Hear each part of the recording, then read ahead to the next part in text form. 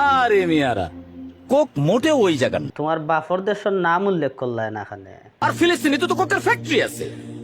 ফিলিস্তিনের নাম উল্লেখ করতে পারলায়, তোমার বাফর দেশের নাম উল্লেখ করলে না এখানে।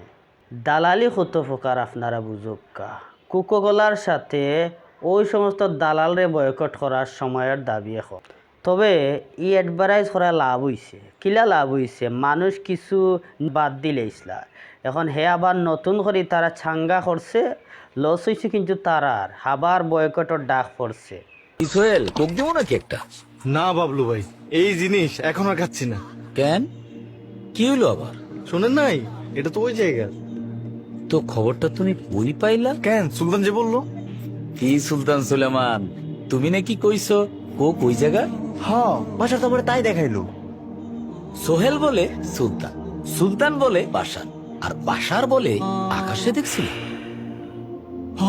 ভাই, আকাশ কুসুম পেজ থেকে তো শেয়ার দিছিল। আরে মিয়ারা, কোক মোটেও ওই জায়গার না। 138 বছর ধরে 190টা দেশে লোকে কোক খায়। তুরস্কে খায়, স্পেনে খায়, দুবাইতে খায়। আর ফিলিস্তিনে তো কোকের ফ্যাক্টরি আছে। এই বাচ্চু, কোক দে। কোকে একটা ঢোক দেন, তারপর একটা সার্চ দেন। আমি ইতান্তরে দালাল হই, সেনে দালাল হই। তারা টেকার লাগি যে কোনোটা করতে পারবো। তারা দেশ হও, দল হও, ইমান হও, কিচ্ছু তারার কাছে টেকার কাছে সব বিক্রি হয়ে যায়।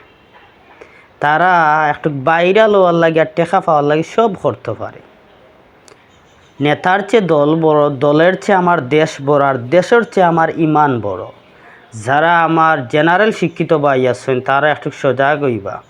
এদেরকে বয়কট করুকা, ওদের নাটক ছবি ওদের থেকে শিক্ষা গ্রহণ করবার সবে।